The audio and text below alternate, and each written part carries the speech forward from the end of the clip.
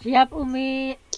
Oke, sepenuhnya dipersilahkan kepada Bu Dokter untuk menyampaikan kajian subuhnya. Baik, terima kasih Umi Yuyun. Alhamdulillahillazi nahmaduhu wa nasta'inuhu wa nastaghfiruh wa na'udzu billahi min syururi anfusina wa min sayyiati a'malina. May yahdihillahu fala mudhillalah wa may yudlil fala hadiyalah. Asyhadu an la ilaha illallah wahdahu la syarikalah wa asyhadu anna Muhammadan abduhu wa rasuluhu allazi la nabiyya ba'dah. Para bapak dan ibu yang dirahmati Allah, alhamdulillah di kesempatan subuh yang penuh berkah ini kita semua masih diberikan kesempatan oleh Allah untuk melakukan kajian subuh ini. Mudah-mudahan apa yang kita lakukan di waktu yang penuh berkah ini kecintaan kita terhadap ilmu sebagaimana yang Umi Yuyun sampaikan tadi, man salaka tariqan yaltamisu fihi ilman sahhalallah, pasti Allah mudahkan bagi dia bihi dengan mencari ilmu itu tariqan ilal jannah, jalan ke surganya Allah.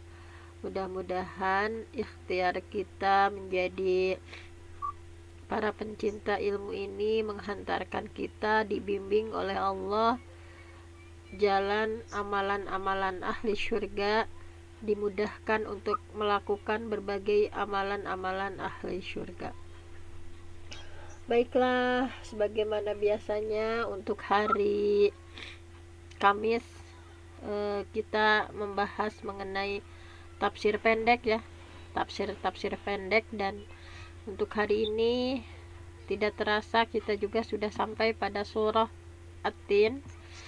Surah At-Tin bahasan dari surah pendek yang kita bahas ini. Baiklah, akan kita bahas satu ayat demi satu ayat ya dari surah At-Tin ini. Nah, surah Tin ini adalah ada yang ini ya menyampaikan jumhur ulama ya, kebanyakan ulama, surah At-Tin ini adalah makiyah, artinya yang diturunkan kepada Nabi sebelum Nabi hijrah ke Madinah. Kenapa? Karena dalam surat ini buktinya ya, Allah berfirman wahadzal baladil amin. Wahadza, dan inilah al baladil amin, kota yang aman. Nah, jadi dalam ayat tersebut Allah menggunakan ismul isyarah hadza. Hadza atau isim isyarah ya, yang artinya ini ya, ini isyarah ini isyarah lil qarib, isyarat kepada sesuatu yang dekat. Kalau kayak zalika itu isyarah lil ba'id. Kalau ini menggunakan kata hadza, ini artinya adalah isyarah lil qarib, ini menunjukkan dekat gitu ya. Sehingga yang dimaksud adalah hadzal baladil amin, ini kota Mekah. Jadi sebelum Nabi hijrah. Nah, selanjutnya di sini juga bahwa secara global, secara ijmalinya ya, surah At-Tin ini pokoknya menjelaskan tentang nikmat yang Allah berikan kepada kita nih sebagai manusia, bahwa Allah sudah ciptakan kita dengan bentuk yang paling indah. Tetapi ya, manusia itu setelah Allah beri nikmat terbagi dua. Di antaranya ya, yang pertama itu, model yang pertama itu manusia yang bersyukur, beriman, beramal soleh sehingga baginya surga. Tapi juga di model yang kedua adalah di antara manusia yang sudah Allah kasih berbagai nikmat itu ada juga yang kufur terhadap nikmat Allah, sehingga tempat kembali mereka adalah ke tempat yang serendah-rendahnya, yaitu neraka jahanam. Nah, di antara yang menjelaskan keutamaan surah At-Tin dalam Sahih Muslim ya, dari Al-Bara menyampaikan bahwa annahu, bahwasanya dia ya, Rasulullah Kana fi safarin. Nabi pernah bersafar, bepergian. Bentar, ada yang masuk dulu. Silakan Umi dibaca dulu nih biar nggak sendirian saja. Bismillahirrahmanirrahim. Annahu bahwasannya Rasulullah sallallahu alaihi wasallam kana fi safarin. Rasul pernah bersafar, fasalla, lalu beliau salat al-isya'a pada isya, al-akhirata kedua kalinya. Maksudnya di rakaat kedua, Mi, di akhir rakaat maksudnya. Oh iya, al-akhirata di akhir rakaat.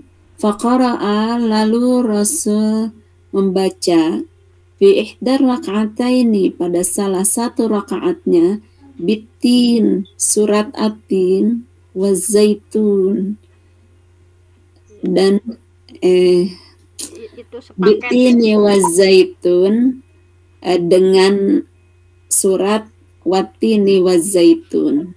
Baik. Rawahu Muslim. Itu maksudnya tadi akhir itu akhir mungkin ya, isanya di akhir mungkin ya, bukan itu ya.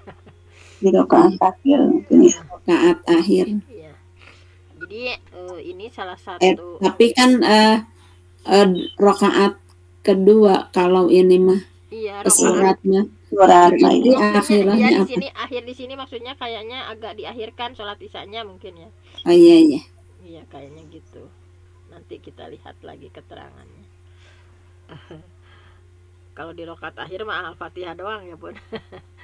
Anahu, bahwasanya Nabi kana fi safarin, pernah safar ya, bepergian. Fasholal isya, maka beliau salat isya al-akhirah. Nah, mungkin ini akhir ya, tidak tepat sebagaimana biasanya. Faqara'a, maka beliau membaca fi ihdar raka'ataini, di salah satu rakaatnya, bitini wazaitun, dengan surah watini wazaitun, yaitu surah At-Tin. Nah, selanjutnya ini adalah salah satu keutamaan ya dari surah At-Tin. Kita langsung saja pada ayat pertama. Watini, wa-nya itu waw qasam ya. Kita sudah sama-sama belajar bahasa Arab di setiap hari Senin Selasa, sehingga dibacanya majrur kan. Kalau waw qasam itu watini wazaituni. Nah, ini demi buah tin dan buah zaitun.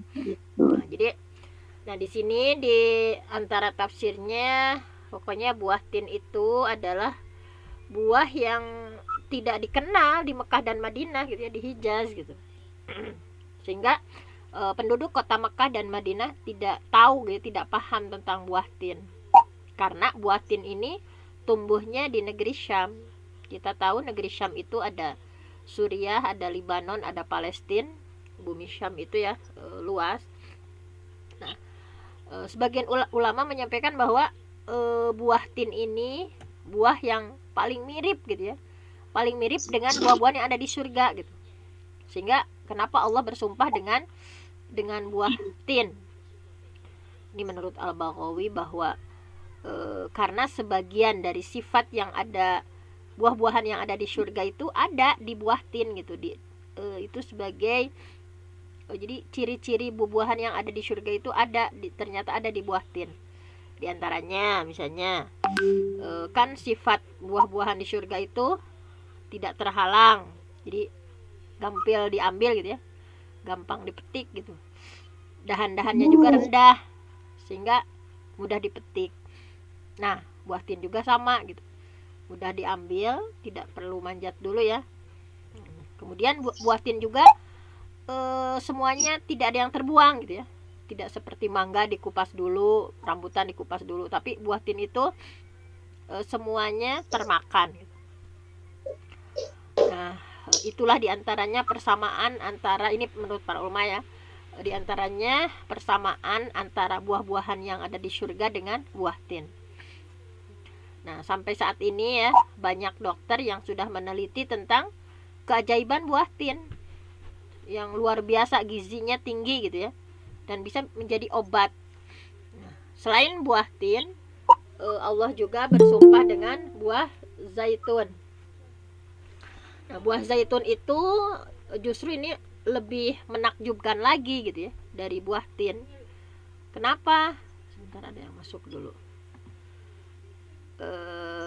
Nah, ini buah zaitun itu lebih menakjubkan lagi ya dari buah tin, karena buah zaitun itu adalah buah syajaroh mubarokah, pohon ya, salah satu pohon yang diberkahi, sehingga Allah bersumpah ya dengan buah zaitun karena begitu banyak sekali manfaat dari zaitun ini. Di sini Allah berfirman dalam Al-Qur'an ya, keberkahan dari buah zaitun itu. Silahkan Mi dibaca, atau yang lainnya juga boleh, atau silahkan. Silahkan. Surah An-Nur ayat 35. Ada yang mau baca nggak? Sambil ngelancarin bahasa Arabnya ya Mi. Iya. Princess mau nggak? Ambil gini suaranya. Bismillahirrahmanirrahim. Al-misbahu. Lentera Lampu, ya, itu. Lentera itu fi zujajatin, di dalam tabung kaca. Az-zujajatu, tabung kaca itu, ka'annaha, bagaikan kaukabun dzurri, mutiara, bintang yang berkilauan. Durriyun, yaitu mutiara yang berkilauan. Kaukabun durriyun. Yuqadu, yang dinyalakan, min syajaratin mubarakah, dari satu pohon yang diberkahi. Zaitunatin, yaitu pohon buah zaitun. La syarqiyatin, yang tidak tumbuh di timur. Wala gharbiyatin,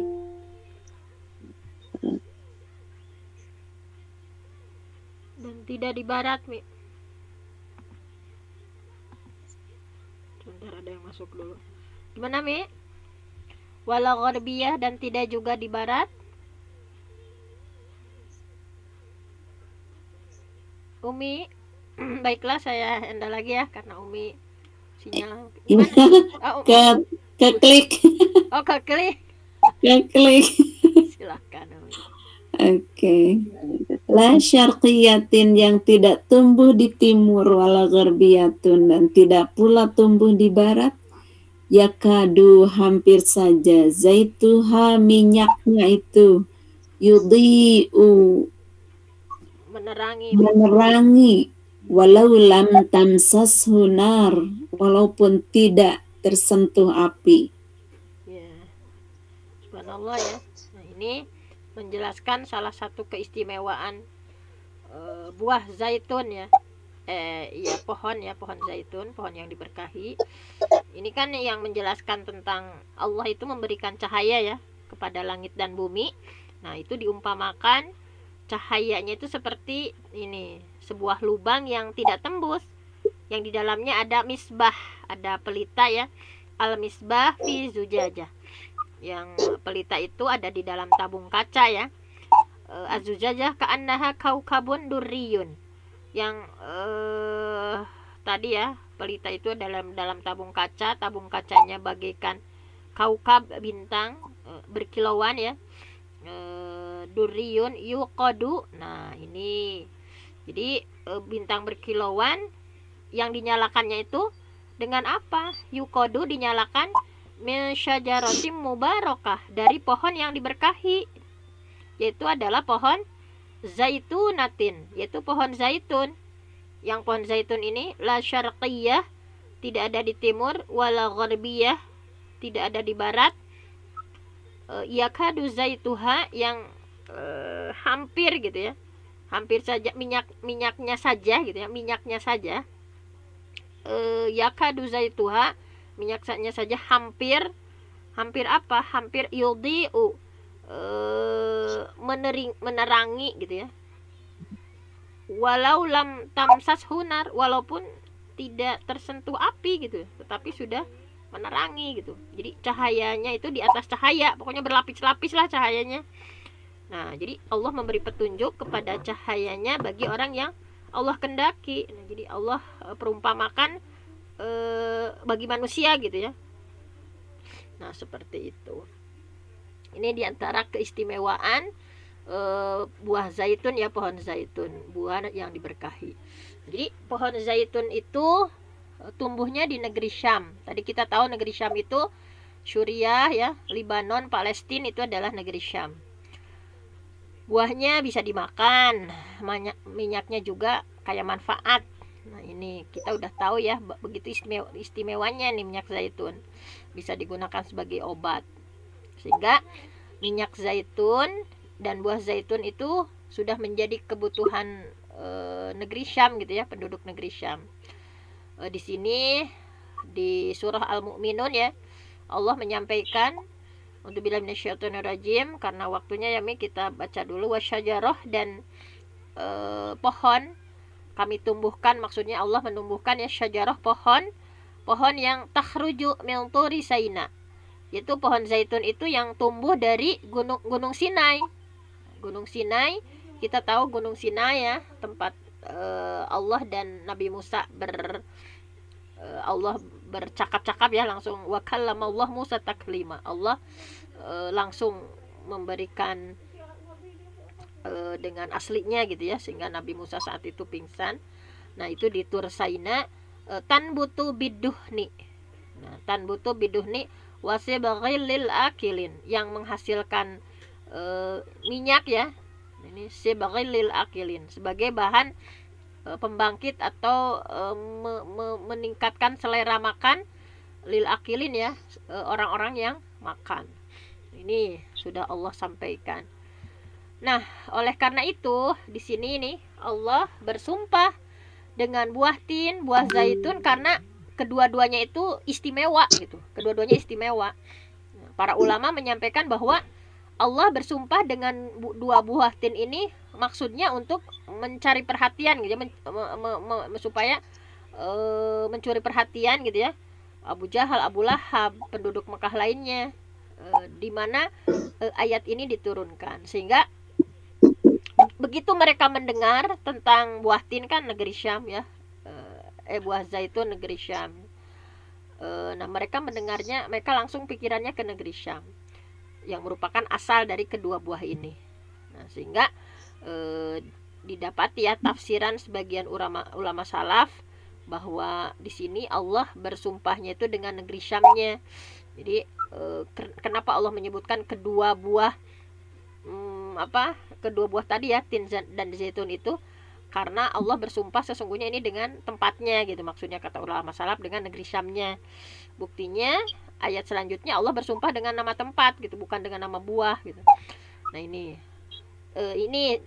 sumpah Allah di ayat berikutnya, Allah bersumpah dengan nama sebuah tempat ya, wa turi sinin, demi bukit Sinai. Nah, tur itu adalah, tur artinya bukit ya, yang ciri khasnya kalau tur itu, bukit itu dipenuhi dengan tumbuh-tumbuhan, sehingga gunung yang hijau ya, yang dipenuhi pepohonan, dalam bahasa Arabnya tur gitu. Nah, sinin gitu ya, sinin adalah Sinai, yaitu gunung Sinai, yang mana Allah pertama kali ya memanggil Nabi Musa untuk berbicara dengan Nabi Musa. Wa kallamallahu Musa taklima. Nah, kemudian dinamakanlah tempat tersebut dengan Sinai gitu. Sehingga orang itu ketika mendengar ayat ini, pikirannya sudah langsung menuju siapa? Nabi Musa gitu. Karena di tempat itu Allah menurunkan wahyu ya, dan berbicara dengan Nabi Musa dengan sebenar-benarnya berbicara gitu, langsung Allah menampakkan dirinya gitu. Seperti ini. Kemudian sumpah selanjutnya adalah wahadzal baladil amin, dan demi kota Mekah ya, maksudnya dan demi kota yang aman ini, maksudnya kota yang aman itu adalah negeri Mekah. Jadi kota Mekah itu adalah tempat diturunkannya wahyu Allah untuk Nabi Muhammad Shallallahu Alaihi Wasallam. Nah di sini sehingga sebagian ulama berpendapat bahwasanya kenapa Allah bermaksud ya, maksud Allah bersumpah dengan buah tin, buah zaitun adalah tempat tumbuhnya buah tin dan buah zaitun gitu, bukan bersumpah dengan tin dan zaitunnya. Ini ada pendapat yang lain lagi ya. Jadi tadi demi negeri Syam berarti. Karena disimpulkan di sini ya, menurut pendapat ulama bahwa sesungguhnya Allah itu bersumpah dengan tempat-tempat. Nah, pertama, tempat tumbuhnya buah tin dan buah zaitun yaitu Allah bersumpah dengan negeri Syam. Ini kata pendapat ulama ya. Allah bersumpah dengan negeri Syam. Kenapa? Karena negeri Syam itu adalah tempatnya para nabi. Misalnya Nabi Isa. Kemudian Allah juga bersumpah dengan waktu Sinin, dengan Tur Sinai, Gunung Sinai yang merupakan tempat berbicaranya Allah kepada Nabi Musa. Yang ketiga, Allah bersumpah dengan kota Mekah. Kota Mekah itu adalah tempat juga, tempat diturunkannya wahyu Allah untuk siapa? Untuk Nabi Muhammad Shallallahu Alaihi Wasallam. Nah, pada ayat ini Allah bersumpah ya dengan kota Mekah. Kota Mekah itu merupakan kota suci ya, yang diberikan keamanan. Di antaranya Rasulullah bersabda, Inna Ibrahim harrama Makkah. Sesungguhnya Nabi Ibrahim menjadikan kota Mekah sebagai kota haram gitu ya. Harrama, menjadikan haram Makkah, kota Mekah. Wa inni, dan sesungguhnya aku haramtul Madinah. Aku menjadikan Madinah sebagai kota haram, kata Rasulullah. Nah, oleh karena itu kedua-duanya merupakan kota haram ya, kota suci gitu ya. Tidak boleh berburu di kota Madinah dan kota Mekah. Tidak boleh mematahkan pohon. Allah berfirman ya tentang keamanan kota Mekah. Waman, a'udzubillahi minasyaitonirrajim, dalam surah Al-Imran ayat 97. Waman dakhalahu, barang siapa yang memasuki ya Baitullah atau kota Mekah, kana amina, maka dia akan aman. Nah, bahkan keamanan kota Mekah itu sudah sejak zaman jahiliyah gitu ya. Sampai-sampai para ahli tafsir menyampaikan bahwa dulu gitu ya, orang-orang Arab ketika ayah mereka dibunuh oleh orang lain, kemudian ingin membalas dendam terhadap pembunuh ayahnya, ketika menemukan pembunuhnya itu di kota Mekah, maka tidak akan jadi membunuhnya. Karena begitu mereka mengagungkan kota Mekah, begitu mereka menghormati kota Mekah. Tapi dalam salah satu hadisnya ya, ketika Futuh Mekah, Allah pernah menghalalkan ya sebentar saja gitu. Ketika Futuh Mekah, Rasulullah bersabda, wa innama, dan sesungguhnya azinali, Allah mengizinkan kepadaku fiha ya di sana saatan min nahar, hanya di siang hari saja. Summa adat hurmatuha, kemudian dikembalikan ke keharamannya, kesuciannya, al-yaum, hari ini, kahurmatiha bil amsi, sebagaimana disucikan sebelumnya. Jadi jadi tetap dari dulu sampai sekarang kota Mekah itu adalah ya, kota Mekah dan Madinah itu ya, kalau di sini sedang menerangkan kota Mekahnya adalah tanah haram, tetapi pernah Allah halalkan hanya sebentar saja ketika Futuh Mekah. Jadi ketika Futuh Mekah, ketika penaklukan kota Mekah, ketika Nabi ingin membunuh Ibnu Khotol ya, pernah ya di surah Al-Balad nih disampaikan. Jadi setelah Nabi menguasai kota Mekah, maka kota Mekah tidak lagi dihalalkan untuk Nabi. Jadi setelah Futuh Mekah gitu ya, jadi Nabi hanya diizinkan sebentar saja ya, ketika ingin membunuh tadi salah satu orang tadi. Tetapi setelah itu langsung oleh Allah diharamkan lagi, nggak boleh lagi.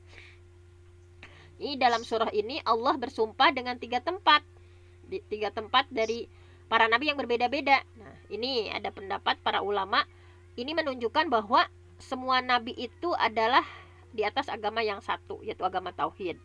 Baik Nabi Musa tauhid, Nabi Isa, Nabi Muhammad maupun nabi lainnya. Oleh karena itu Nabi Muhammad bersabda ya, wal anbiya, dan para nabi itu ikhwatun, saudari li'alat ya, saudari seayah gitu ya. Sesungguhnya para nabi itu semuanya saudara seayah. Ummahatuhum syatta, walaupun ibu mereka berbeda-beda. wadinuhum wahid, dan agama mereka itu satu gitu, agama tauhid.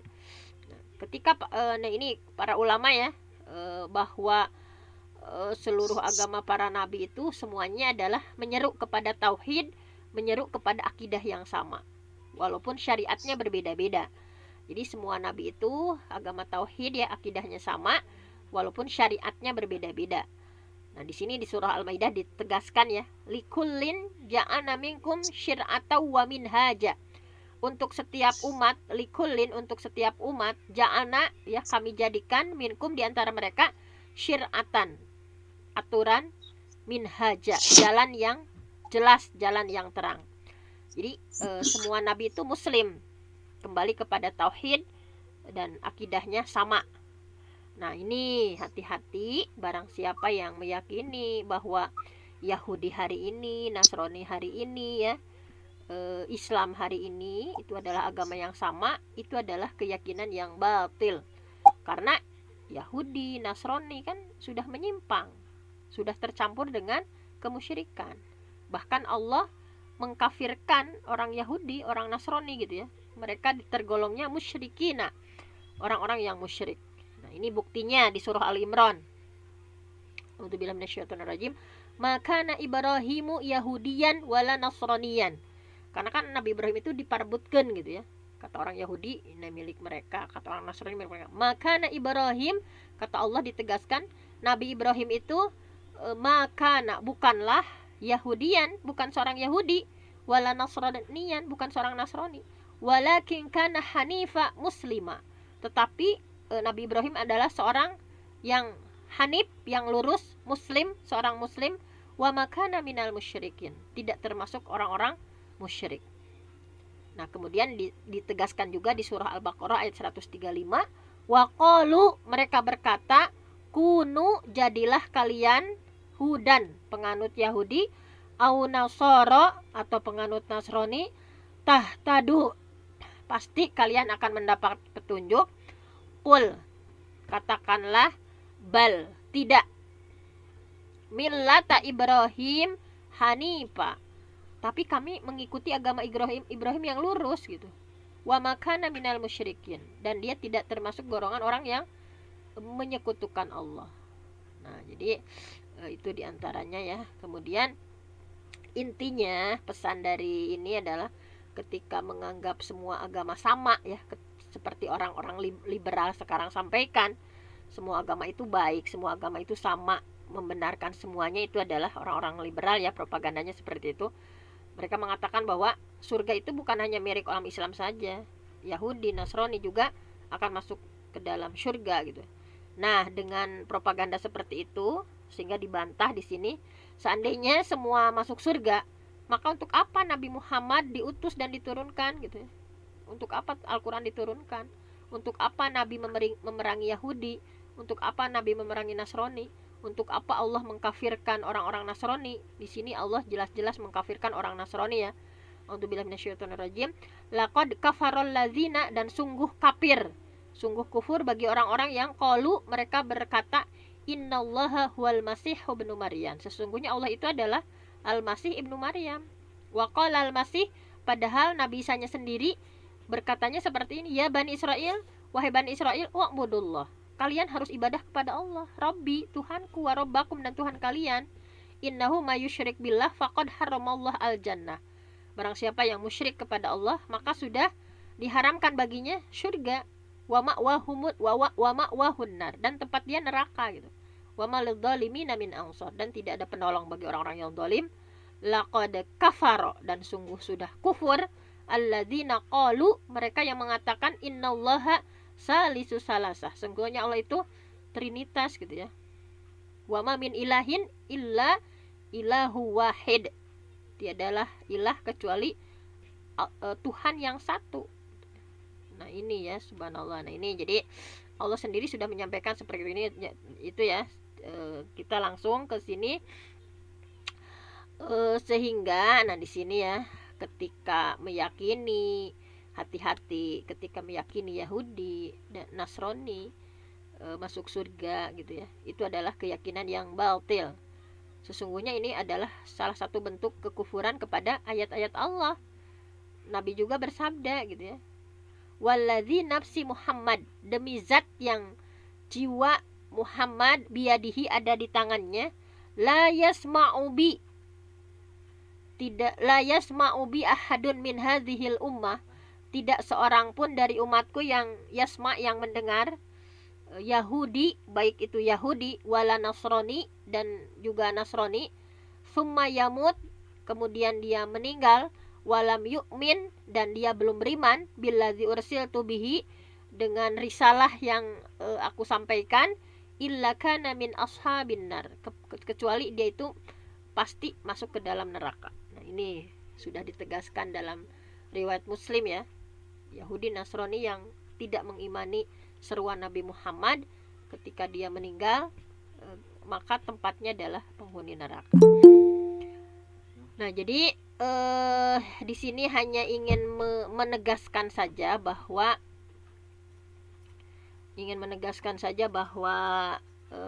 semua ajaran ya, semua agama di muka bumi itu banyak ya mengajarkan kesyirikan kecuali Islam. Ada yang mengajarkan ibadahnya kepada Nabi ya, Nabi Yesus kan, itu Nasrani. Ada yang mengajarkan ibadahnya kepada manusia kayak Buddha gitu ya. Ada yang mengajarkan ibadahnya kepada jin, dewa gitu ya, kayak Hindu. Hanya Islam, nah gitu, harus lebih yakin lagi, kita harus lebih bangga lagi. Hanya Islam satu-satunya yang mengajarkan ibadah itu lillah gitu, untuk Allah semata. Makanya ditegaskan dalam surah Ali Imran ayat 19, inna dina indallahil Islam, sesungguhnya agama di sisi Allah itu adalah Islam gitu. Bahkan di surah Al Imran ayat 85 ya, a'udzubillahi minasyaitonirrajim, wa may yabtaghi, barang siapa yang mencari ghairal Islam, mencari agama selain Islam, fala yuqbala, maka tidak akan diterima, minhu darinya, wa huwa fil akhirati minal khasirin, di akhirat dia termasuk orang yang rugi. Nah, ini jadi penegasan terhadap itu ya, bahwasanya Islam adalah satu-satunya agama yang dianut, yang benar. Kemudian ayat selanjutnya adalah, nah ini tanggung itu ya, kayaknya ini yang ada keperluan boleh live saja, tetapi saya akan menyelesaikan di sini. Ini kalau disambungkan lagi kayak enggak itu ya. Baiklah, sesampainya saja. Nah ini di ayat selanjutnya adalah laqad, dan sungguh, khalaqna, kami ciptakan, al insan, manusia, fi ahsani taqwim, dalam bentuk yang sebaik-baiknya. Nah, jadi Allah bersumpah dengan 4 hal tadi ya di ayat sebelumnya. Untuk apa? Untuk menegaskan bahwa jadi kenapa Allah bersumpah dengan watin, buah tin, wazaitun, buah zaitun, waturi sinin, dengan gunung Sinai, wahadzal baladin amin, dengan negeri Mekah yang aman. Allah bersumpah dengan 4 perkara tadi untuk menegaskan bahwa Allah itu betul-betul menciptakan manusia di atas bentuk yang paling baik gitu, untuk menyadarkan manusia gitu. Para salaf menyampaikan bahwa di antara bukti manusia diciptakan dalam bentuk yang paling indah adalah di antaranya manusia itu bentuknya tegak ya, berdiri. Beda kan kayak hewan misalnya, bungkuk kan, seakan-akan merunduk, baik hewan kaki 2 atau kaki 4. Nah, ini juga sebagai bantahan ya terhadap teori evolusi Darwin yang meyakini bahwa manusia itu asalnya dari perubahan dari monyet gitu ya.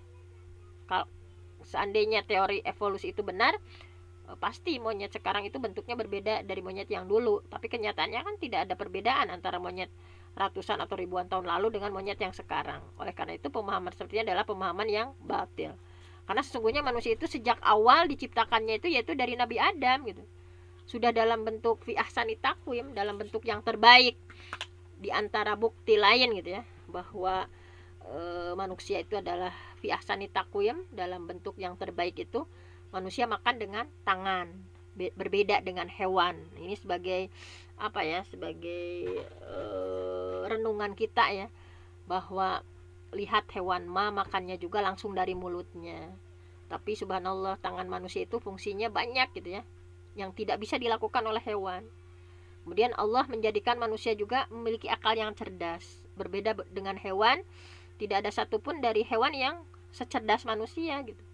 Yang dikatakan anjing ya cerdas misalkan, kemudian lumba-lumba cerdas, tapi tidak bisa melebihi kecerdasan manusia. Demikian juga manusia punya lisan yang menakjubkan gitu ya. Nah ini bagaimana dengan lisannya bisa mengungkapkan berbagai macam gitu. Kemudian tidak ada hewan yang wajahnya rupawan, tubuh yang indah seperti manusia. Nah, ini adalah menunjukkan akan fi ahsanit taqwim, sempurnanya penciptaan manusia. Nah, ini bahkan nih sebagian ulama ya, seperti Ibnu Arabi menjelaskan sisi lain dari kesempurnaan manusia ini. Sisi lain dari kesempurnaan manusia diantaranya di sini ya, bukan hanya dari sisi fisiknya saja. Jadi bukti manusia itu sempurna gitu ya, sisi kesempurnaan manusia bahwa bukan hanya dari satu sisi saja dari fisiknya, tetapi dari sisi akhlaknya, sifatnya gitu. Ibnu Arabi rahimahullah menyatakan bahwa laisa lillah, tidak ada ciptaan Allah ya, khalqun ciptaan Allah, laisa lillah ta'ala khalqun, tidak ada ciptaan Allah huwa ahsan yang lebih indah minal insan dari manusia. Fa innallaha, karena sesungguhnya Allah khalaqahu menciptakan manusia, alim hayyan hidup, aliman berilmu, qadiron dia berkehendak ya, muridan berkehendak, mutakalliman manusia itu bisa berbicara, samian bisa mendengar, basiron gitu ya bisa melihat, mudabbiron bisa mengatur, hakiman manusia itu bijak, wahadhihi sifatur rabb, semua itu adalah sifatnya Tuhan gitu, sifat Rabb. Wa anha abbaro ba'dul ulama, dan inilah yang sebagian ulama abbaro mengungkapkan ya, bahwa wa waqa'al bayan biqaulihi innallaha khalaqa adam ala suratihi, yakni ala sifatihi allati qaddamna dzikraha. Jadi itulah, jadi bahwa sesungguhnya Allah menciptakan Adam atas bentuknya, yaitu sifat-sifat yang telah tadi disebutkan. Jadi manusia itu selain memiliki fisik yang fi ahsani taqwim, dalam bentuk yang terbaik ya di antara makhluk yang lainnya, kemudian juga dari sisi sifatnya juga manusia memiliki sifat-sifat sifatur rabb, sifat-sifat ketuhanan. Nah, kemudian Ibnu Arabi juga dalam tafsirnya menyampaikan sebuah kisah ya. Kisah ini yang harus dijadikan pelajaran. Seorang yang bernama Isa bin Musa al-Hashim yang sangat mencintai istrinya ya. Isa bin Musa itu sangat mencintai istrinya karena istrinya itu sangat cantik gitu. Sehingga dia pernah mengungkapkan nih, saking lebaynya ya, satu ungkapan yang sangat berbahaya.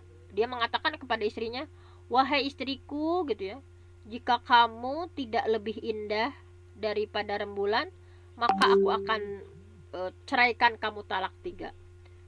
Maksud dia itu, maksudnya saking cantiknya istrinya gitu. Jadi lebih dari kecantikan bulan gitu. Nah, langsung saja istrinya bangkit gitu ya, dan langsung berhijab, dan dari suami ketika dengar itu kan kaget gitu ya. Dia menganggap betul-betul terjadi talak 3 karena dia merasa tidak lebih indah dari rembulan gitu. Kan pada zaman dulu itu mengungkapkan cantik dan ganteng itu cantik maksimal itu ya, mereka itu diumpamakan dengan rembulan. Sehingga si istri kan dia tidak merasa lebih cantik dari rembulan, tidak merasa lebih indah dari rembulan, sehingga suaminya pun menyesal. Nah, kemudian dia pergi kepada Abu Ja'far al-Mansur menyampaikan segala kesedihannya tadi ya. Kemudian Abu Ja'far pun mengumpulkan semua fuqaha, ahli fikih, untuk menyelesaikan apakah sudah jatuh talak 3 atau belum kepada istri ini gitu ya. Kemudian seluruh ahli fikih menyampaikan bahwa sudah jatuh talak 3 gitu. Kecuali hanya ada satu orang, sahabat Imam Abu Hanifah. Dia nggak setuju dengan kesimpulan mereka dan menganggap bahwa talak 3 itu belum jatuh. Nah, ketika dia ditanya, dia menjawab bahwa bagaimanapun manusia itu lebih indah daripada rembulan. Nah, kemudian beliau menyampaikan ayat ya, ini di di sebuah ayat ini. Sesungguhnya kami akan menciptakan manusia dalam bentuk yang sebaik-baiknya. Tadi laqad khalaqnal insan fi ahsani taqwim, itu bukti bahwa manusia itu pasti paling indah, paling bagus gitu ya dibandingkan dengan rembulan apapun. Sehingga si istrinya kembali kepada suaminya karena tidak jadi talak tiganya. Ini menggambarkan tadi saja bahwa bukti manusia itu adalah bentuk terbaiknya, fi ahsani taqwim, dalam bentuk yang sebaik-baiknya. Nah, kemudian ini ya kita renungkan juga bahwa bagaimana sempurnanya ya, tidak pernah tertukar ya, bagaimana Allah menempatkan posisi ya. Bayangkan kalau jantung disimpannya di luar gitu ya, kemudian hidung Allah simpan di dalam perut. Ini kan afala tubsirun ya, apakah kalian itu tidak memperhatikan nih? Jadi kenapa kok kita itu ke Allah tuh ya kayak ya, jadi tidak bersyukurnya misalkan.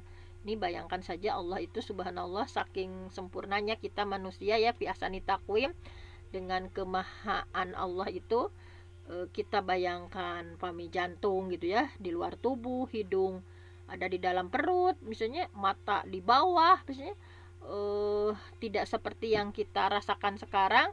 Nah, pastinya akan sesuatu yang aneh gitu ya.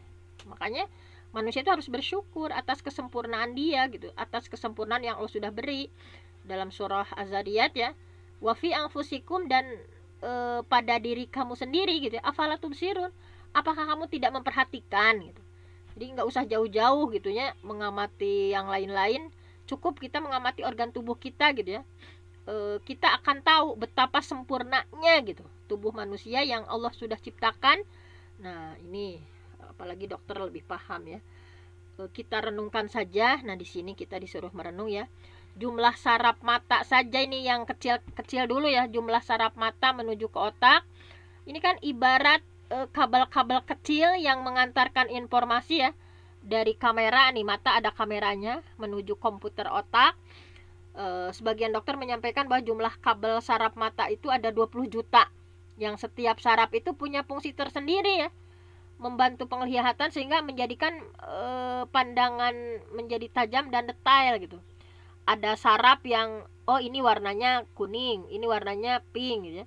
Ada saraf yang menangkap bentuk tertentu gitu. Oh, ini panjang, ini lebar, ini gelap, ini terang. Nah, sehingga kalau ada kekurangan pada sebagian saraf mata, maka akan mempengaruhi penglihatan gitu ya, ketika sarafnya ada yang terganggu. Oleh karena itu ada sebagian orang yang buta warna karena ada sebagian sarafnya yang bermasalah ya. Namun meskipun demikian Allah tidak memasang kabel saraf pada mata manusia itu untuk melihat jin dan malaikat gitu ya. Subhanallahnya itu Allah tidak memasang kabelnya. Kalau Allah menginginkan ya ada kabel saraf gitu ya, supaya manusia bisa melihat jin malaikat, tapi tidak gitu. Karena itu adalah untuk kemaslahatan manusia sendiri, untuk ketenangan manusia sendiri. Bagaimana kalau ada saraf kabel ya kita bisa lihat jin kan? Mungkin tidak akan tenang gitu ya, ada yang lagi gimana gitu. Tapi subhanallah, Allah meletakkan kabel saraf tersebut pada ayam gitu ya. Ya, jadi Allah simpan saraf itu pada ayam yang bisa melihat malaikat. Kabel saraf itu pada anjing yang bisa melihat jin gitu ya. Nah, itu subhanallah gitu ya, betapa kemaha kudrohnya Allah ya, kemaha kuasanya Allah, dan betapa sempurnanya. Tidak ada yang ya subhanallah ya, kalau kabel-kabel itu putus maka tidak ada yang bisa menyambungnya kecuali Allah. Siapa yang bisa menyambung itu kan ya misalkan dengan berapapun gitu ya, nah hanya Allah gitu yang bisa menyambungkannya. Nah, ini sehingga nih subhanallah, supaya kita lebih bersyukur lagi, ada seorang hafidz ya mengalami kecelakaan sehingga saraf penglihatannya terputus, sehingga ia tidak bisa melihat lagi ya. Bahkan ada seseorang yang dia sebelum tidur dengan teman-temannya ya dalam kondisi sehat, ketika dia bangun tiba-tiba tidak bisa melihat apa-apa, kemudian bertanya kepada teman-temannya, kenapa lampunya mati? Mereka jawab, lampunya tidak mati gitu. Ia berkata, apakah kalian serius gitu ya, jangan bercanda. Ternyata ia tidak bisa melihat lagi karena saraf matanya sudah terputus. Subhanallah, makanya kita harus berterima kasih, ya Allah ini mata gitu ya, pas bangun terima kasih gitu ya. Nah, bahwa ini menunjukkan kita sangat membutuhkan Allah dalam segala kondisi gitu. Pokoknya kita selalu membutuhkan Allah dalam segala hal gitu. Nah, jadi seperti itu, bahwa ini teh kita teh diingatkan dalam surah At-Tin teh ya, kamu teh sudah dikasih berbagai nikmat gitu ya.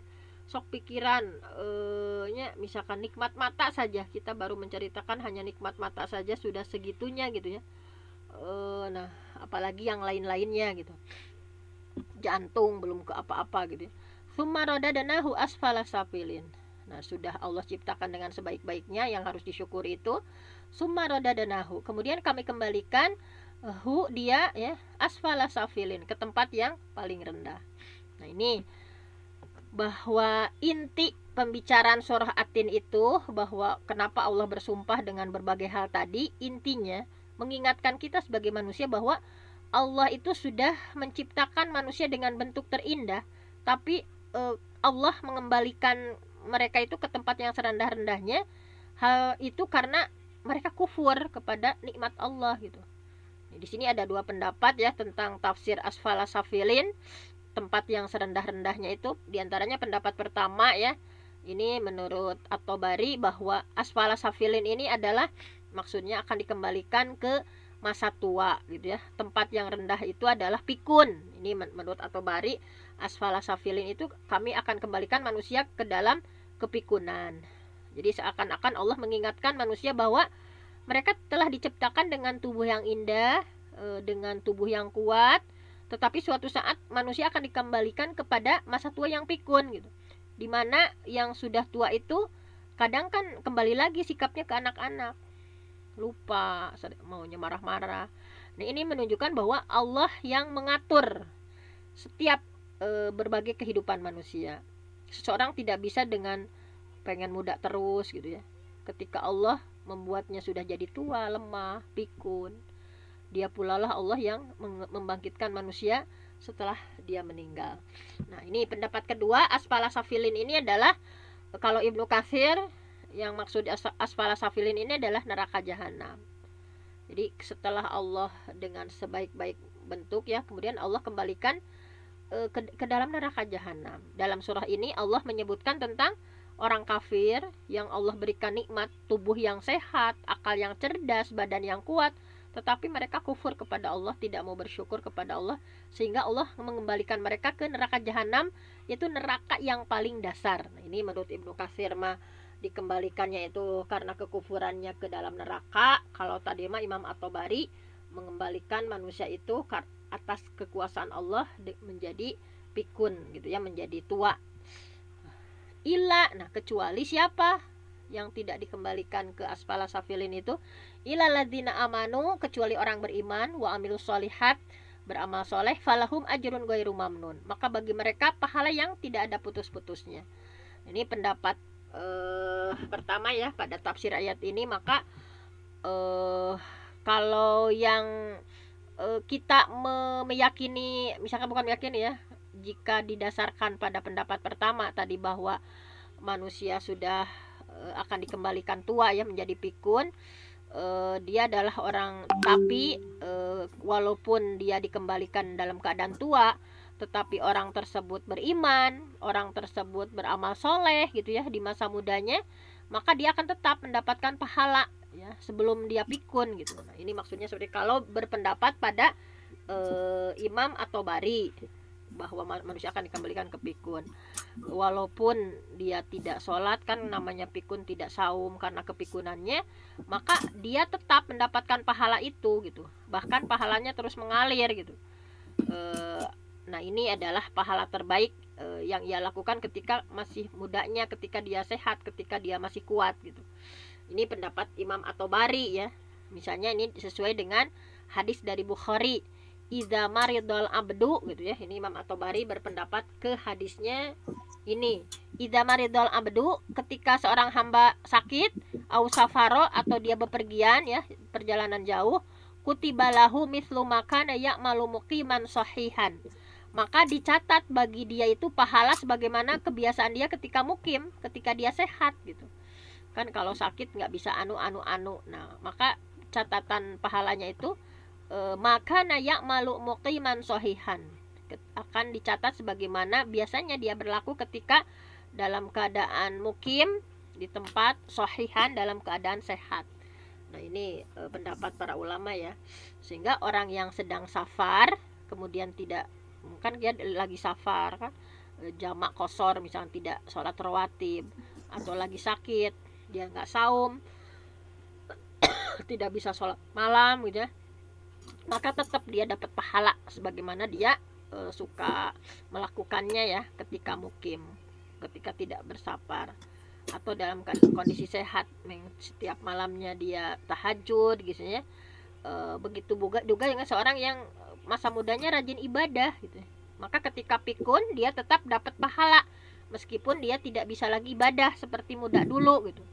Nah jadi berdasarkan pendapat kedua mah bukan seperti itu, tadi kan dimasukkan ke neraka jahanam itu ya. Kalau pendapat kedua, maka orang yang dikembalikan ke neraka jahanam itu siapa? Yaitu orang-orang kafir yang tidak mensyukuri nikmat Allah, bukan orang yang beriman dan beramal soleh. Ini pendapat yang benar yang dipilih oleh Ibnu Katsir. Tadi tafsir Tobari, ini tafsirnya Ibnu Katsir. Kemudian beliau ya, Ibnu Katsir, alasannya karena dikuatkan dalam surah Al-Insyiqaq. Beliau selalu menafsirkan ayat dengan ayat. Wallahu a'lamu bima yu'un, dan Allah lebih tahu apa yang mereka sembunyikan dalam hati mereka. Fabashirhum bi'adzabin alim, maka sampaikan kepada mereka azab yang pedih. Illal ladzina amanu wa amilus sholihat, kecuali yang beriman, beramal soleh, lahum ajrun ghairu mamnun. Maka bagi mereka itu yang iman dan beramal soleh itu mereka akan dapat pahala yang tidak ada putus-putusnya. Jadi menurut Ibnu Katsir, ayat ini dengan ayat yang sedang dibahas ini ya di surah Al-Insyiqaq berbicara tentang kabar dari Allah untuk orang kafir bahwa mereka akan dimasukkan ke dalam neraka jahanam. Sama dalam ayat ini juga mereka akan dikembalikan ke dalam neraka jahanam kecuali orang yang beriman, amal soleh serta mampu bersyukur kepada Allah Subhanahu wa taala. Nah, kemudian tafsir dari Ghairu Mamnun. Ini ada 3 tafsir dari Ghairu Mamnun. Pertama, Ghairu Mamnun itu ganjaran mereka ghairu mankus, tidak pernah dikurangi. Ini pendapat pertama, ghairu mamnun itu tidak pernah dikurangi. Pendapat kedua, ghairu maqtu', ganjaran mereka tidak pernah terputus. Yang ketiga adalah ghairu mahsub, ganjaran mereka itu tidak ada batasannya. Ini dalam At-Tabari ya.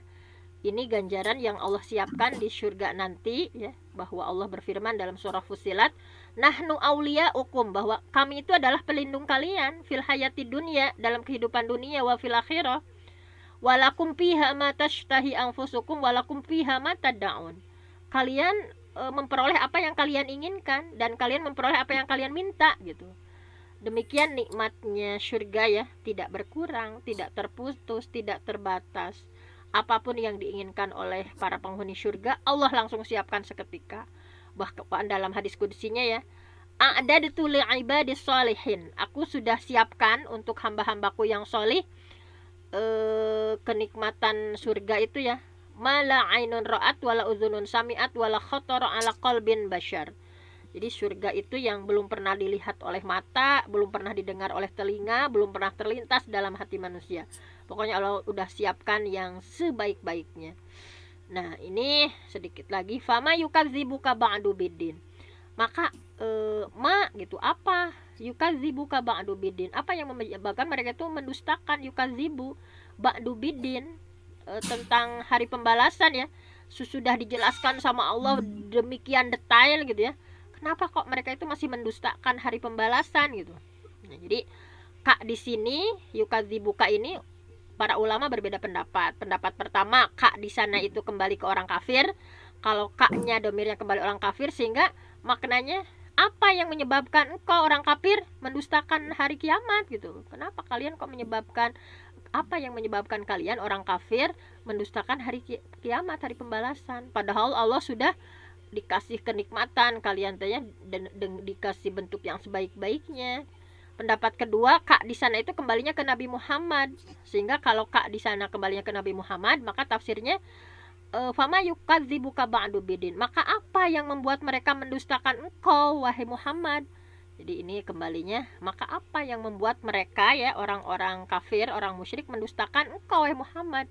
Padahal Nabi sudah membawakan banyak hujah ya, dalil, bukti, tetapi mereka tetap mendustakan hari kiamat gitu. Nah, hari pembalasan. Alaihissallah biahkamil hakimin. Bukankah Allah itu adalah hakim yang paling adil? Nah, di sini kata ahkam bisa kembali kepada dua sifat ya. Kembali kepada al-hukmu, sehingga kalau al-ahkam itu kembali kepada al-hukmu, maka tafsirannya adalah hukuman Allah itu yang paling adil. Atau kembali kepada hikmah.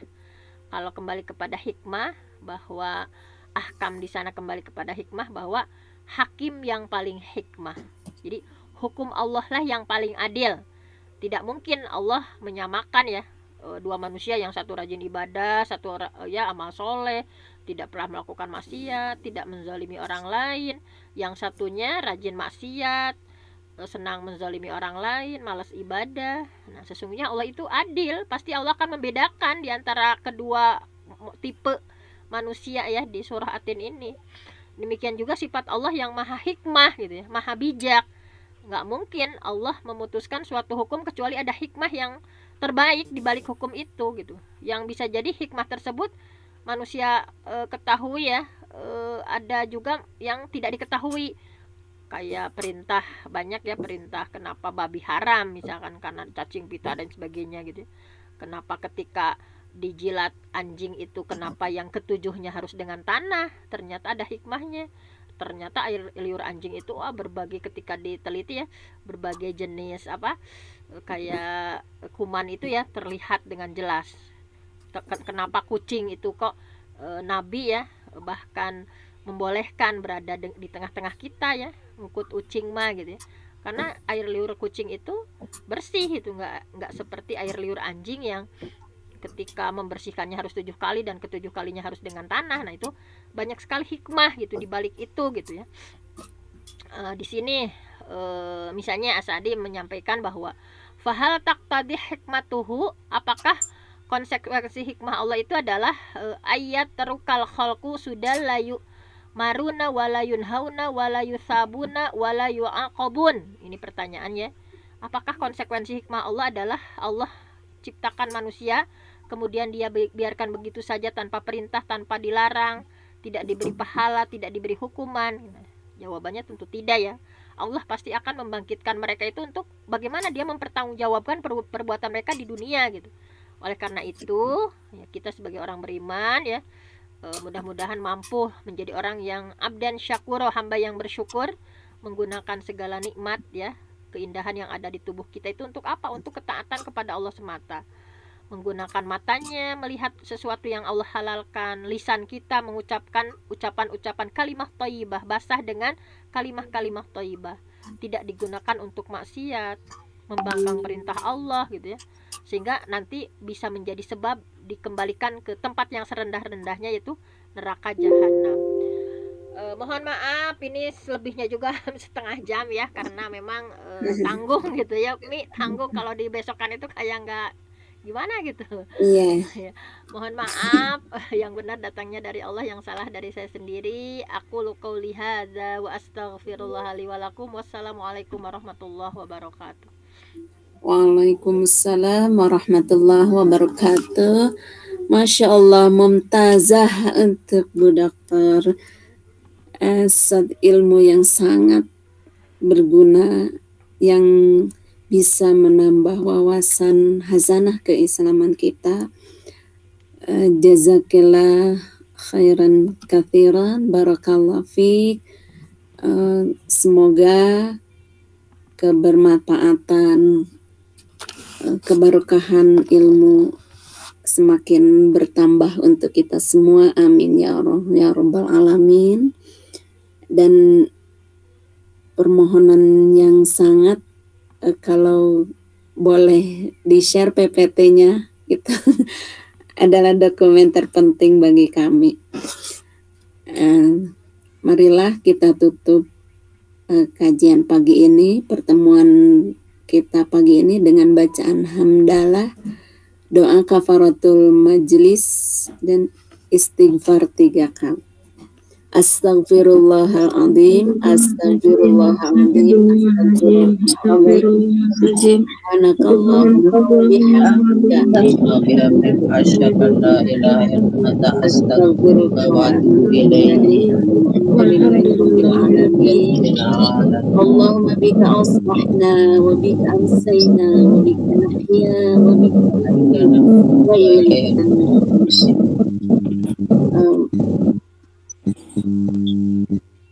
Alhamdulillah. Iya, saya sebagai moderator mohon maaf undur diri. Assalamualaikum warahmatullahi wabarakatuh.